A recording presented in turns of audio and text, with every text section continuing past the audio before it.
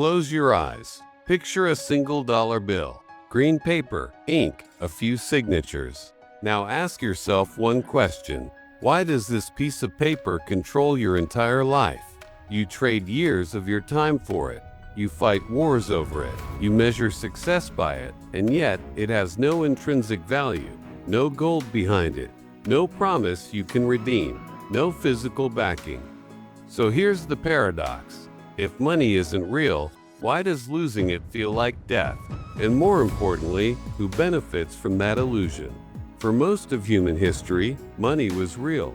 Gold, silver, salt, something you could actually hold and value for its own properties. But in 1971, that all changed. Quietly, without much fanfare, the United States ended the gold standard. Overnight, the dollar, and by extension, the global financial system, stopped being backed by anything physical. Since that day, every dollar has been supported by only one thing: trust. Trust that governments won't print too much. Trust that banks won't abuse the system. Trust that the money you earn today will still buy something tomorrow. But here's the problem with a system built purely on trust. Since 1971, global debt has exploded past $300 trillion. The purchasing power of that dollar in your pocket has collapsed. The prices of assets, things like houses and stocks, have skyrocketed, and wages for the average person have stagnated. They've barely kept up. So if money is just a collective belief, what happens when that belief finally starts to break? Think of money like a scoreboard in a game. In any game, the points themselves aren't real. They're just numbers on a board. But all the players behave as if they are real, because everyone agrees to the rules and accepts the score. Now, imagine one team gets to control the scoreboard. They can add points to their own score whenever they want.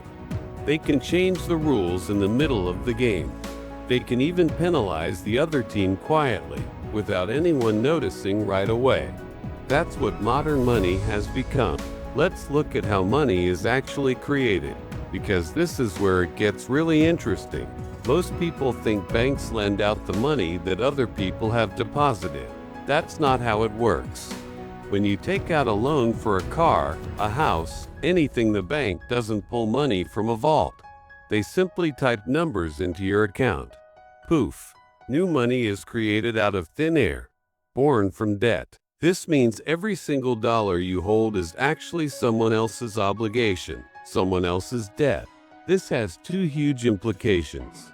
First, the money supply can only grow if people and governments keep borrowing more. The system requires constant, ever-increasing debt to function. Second, this makes the entire financial system like a bicycle. It has to keep moving forward. If borrowing stops, the creation of new money stops, and the whole thing falls over. It's a machine that demands to be fed with more and more debt, just to keep from collapsing on itself. Now we get to the uncomfortable truth. Because money isn't a real, physical thing, it's incredibly easy to manipulate, and it gets manipulated the most during a crisis. Think about it. In moments of panic, central banks can instantly print trillions of dollars.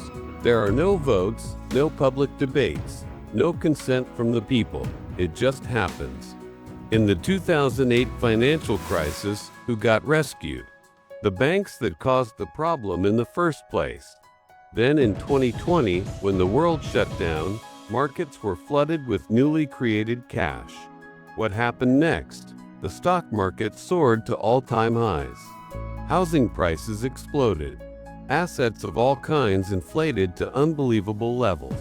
But what about everyday people? You and me. We got inflation. The cash in your savings account quietly lost value. Your rent went up, your grocery bill got bigger, your gas cost more. This isn't a bug in the system, it's a feature. It's the design. When new money is created, it doesn't get distributed evenly. It goes first to the people and institutions closest to the money printer. The banks, the large corporations, the financial markets, They get to spend this new money before it has circulated through the economy and caused prices to rise. By the time that money trickles down to you, prices have already gone up. You're left trying to catch up. This phenomenon has a name. It's called the Cantillon effect. It's a very polite, academic term for a legalized transfer of wealth from the bottom to the top. So let's talk about the real-world impact of this system. First, inequality. The rich don't store their wealth in cash. They hold assets, stocks, real estate, private businesses. When central banks print money, the value of these assets inflates.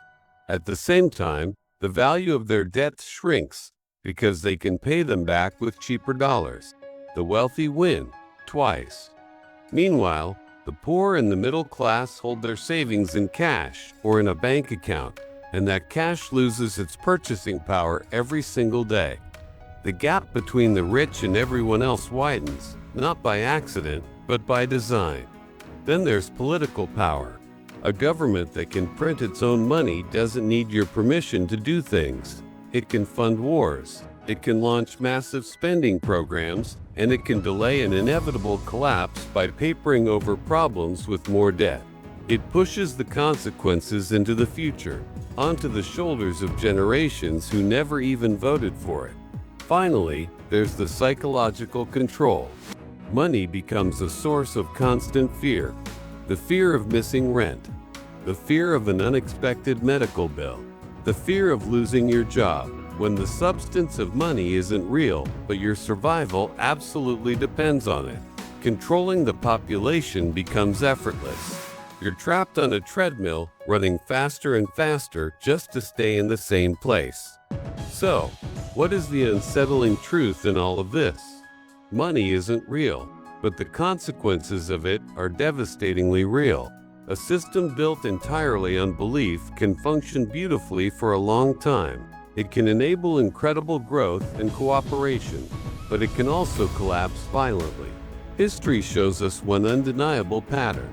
Every single fiat currency system, a system not backed by a physical commodity, has eventually broken.